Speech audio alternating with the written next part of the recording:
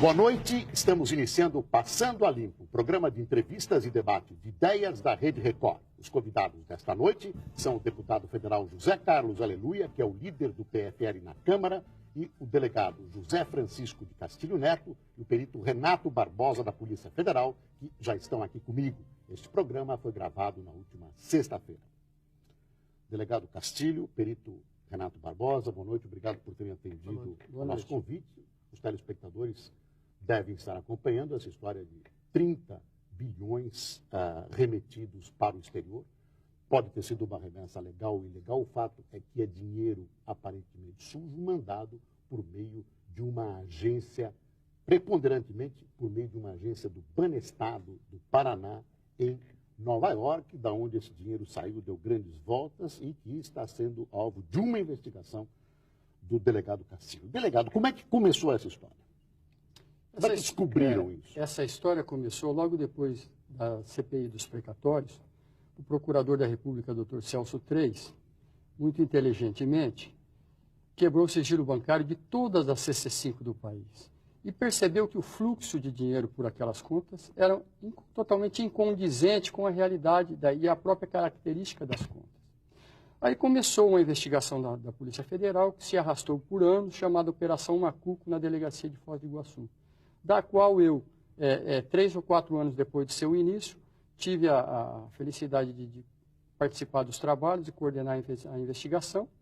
E baseado no trabalho pericial que já vinha sido realizado pelo Dr. Renato, a gente teve toda a condição de direcionar a investigação e, por sorte, rumamos para o caminho certo, fomos atrás do dinheiro e chegamos em Nova York. O senhor foi para Nova York, mas depois o governo, ainda Fernando Henrique Cardoso, trouxe o senhor de volta. Me trouxeram de volta, por quê? Exatamente. Fica difícil eu opinar sobre isso, mas eu não entendi. Mas, na minha opinião, foi estranho.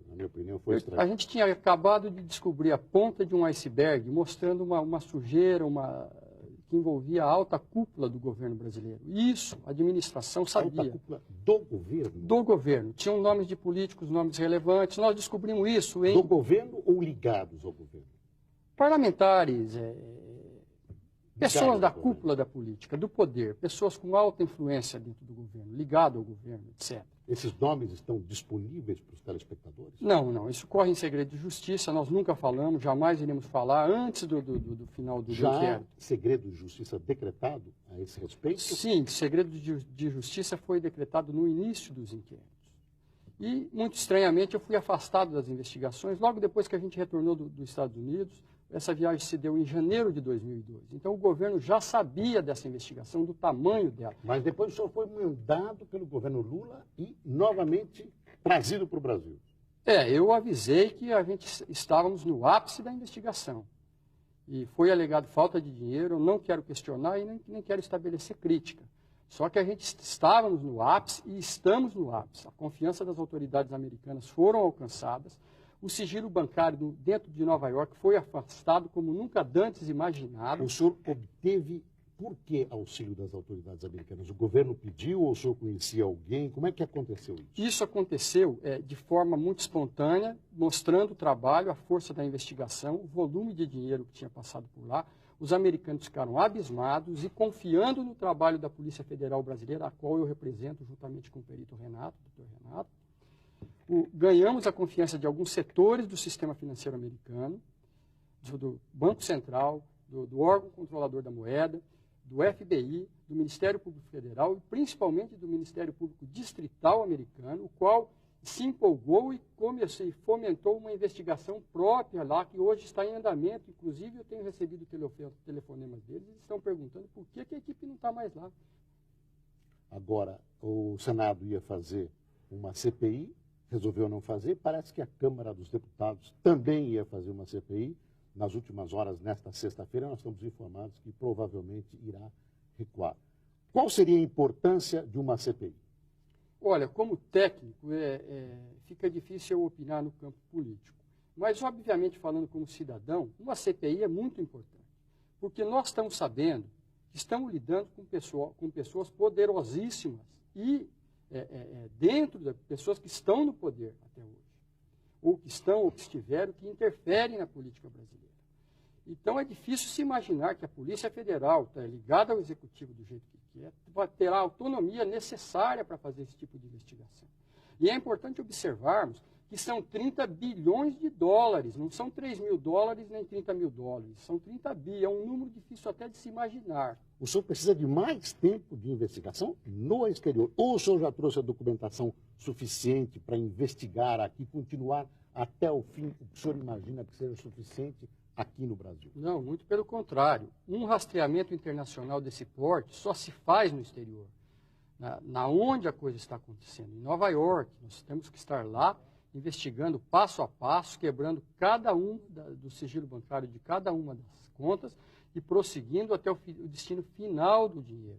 Estamos ainda no segundo passo de quebras, quebramos apenas a segunda camada de contas, estamos indo para a quebra da terceira camada de contas, e aí então, na quarta ou quinta quebra, começaremos a chegar aos verdadeiros donos do dinheiro, que até então os nomes que apareceram por descuido, por certeza da impunidade, porque o sistema de lavagem de dinheiro é todo feito por nome não aparecer. Então, os nomes importantes que temos encontrado agora foram apenas o descuido. Precisaremos avançar mais 1, 2, 3 passos no rastreamento internacional. O descuido dos responsáveis dos responsáveis pelo sistema. Com a certeza da impunidade, eles, depois de um tempo, passado 1 ano, 2 anos, 3 anos, bilhões de dólares sendo evadidos, sem à luz do dia, sem que ninguém tomasse providência nenhuma, a pessoa abre a guarda, o criminoso abre a guarda e começa a cometer erros. E aí os nomes surgiram, mas surgiram por acaso nessa etapa. Os nomes aparecerão no final, por isso que eu falo, com veemência. Essa investigação tem que caminhar até o fim, até a última conta. Aí sim teremos o que eu vou chamar de mapa da corrupção brasileira. E a oportunidade única da gente quebrar esse sistema de corrupção que perdura 500 anos, já desde a chegada dos primeiros segregados portugueses no Brasil. Delegado, eu vou pedir uma licença para o senhor, vou fazer o intervalo, nós voltamos para continuar com o delegado Castilho e com o perito Renato Barbosa, já já.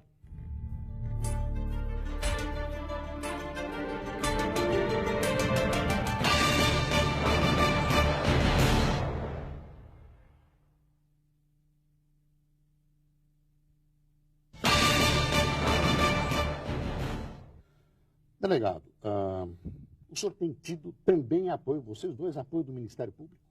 Total apoio do Ministério Público. Com a presença de promotores? Procuradores da República e promotores de justiça de todo o Brasil foram até Nova York, trouxeram suas provas e perceberam que estávamos diante de um quebra-cabeça perfeito. Houve um avanço fenomenal com a vinda dos procuradores e aqui no Brasil, nos bastidores, especialmente o procurador da República, Dr. Luiz Francisco de Souza, um ícone da moralidade, diga-se de passagem, tem somado esforços e reunido pessoas e nós temos avançado demais nessa investigação. Estamos torcendo agora com a entrada do Procurador-Geral da República, o próximo, Dr.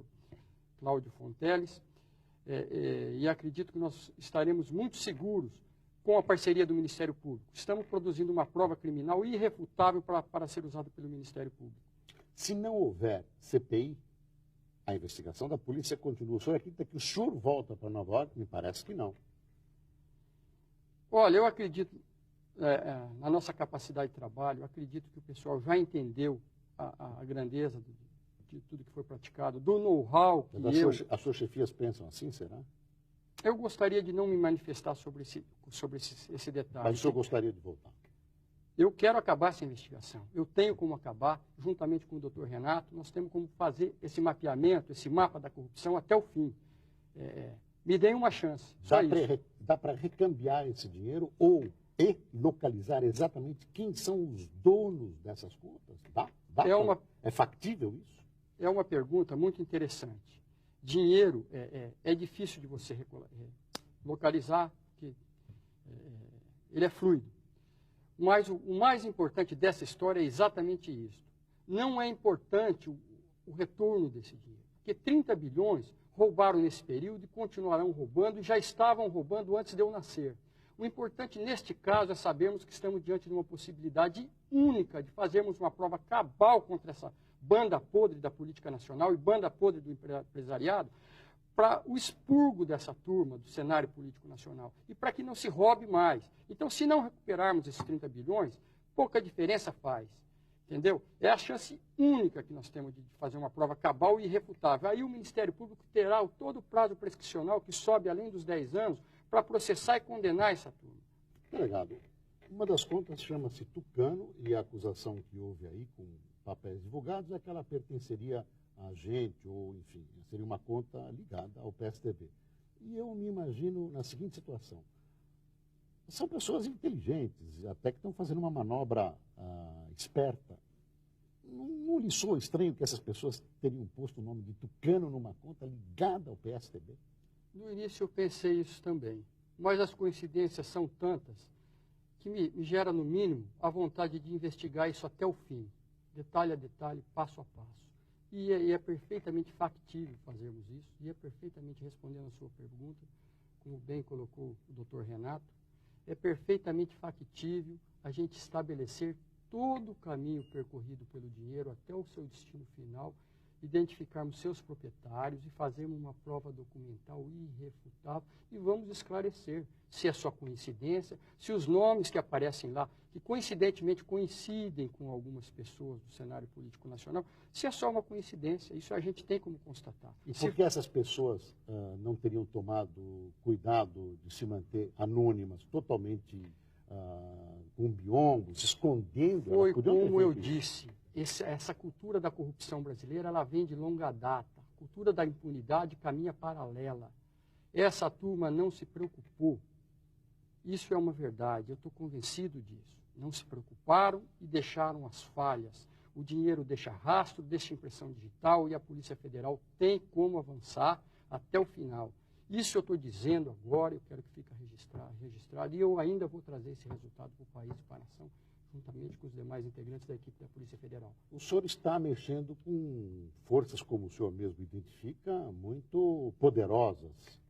O senhor não teme pela sua incolumidade física, vocês dois? Vocês já foram aconselhados, entre aspas, a diminuir o ímpeto dessas investigações? Sim, constantemente. Familiares, colegas de trabalho, etc. Mas eu acho o seguinte, a serenidade é para o evolucionário, a impetuosidade é para o revolucionário. E, às vezes, só com revolução é que se consegue alguma coisa.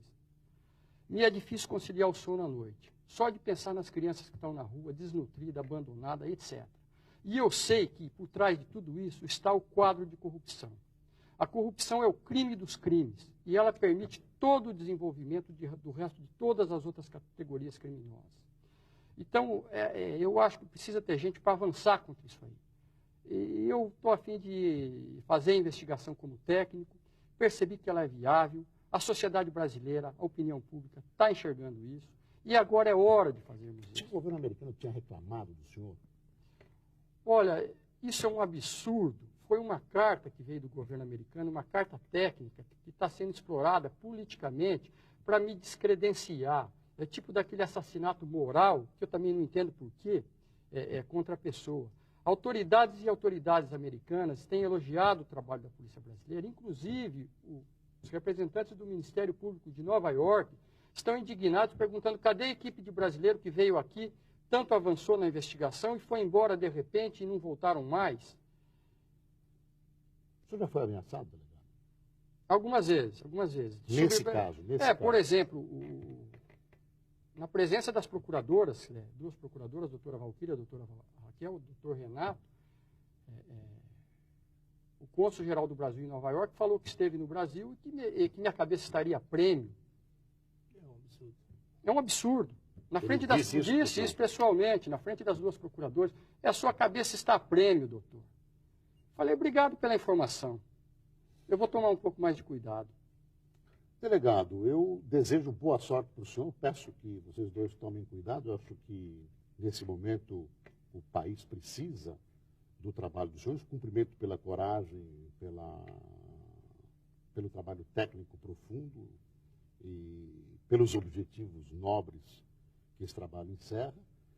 Eu só posso dizer que vocês estão nos meus melhores pensamentos. Eu acho que há uma torcida da população para que o trabalho dos senhores seja coroado de êxito. Queria agradecer a presença corajosa de vocês. Muito obrigado. Muito obrigado. Muito obrigado.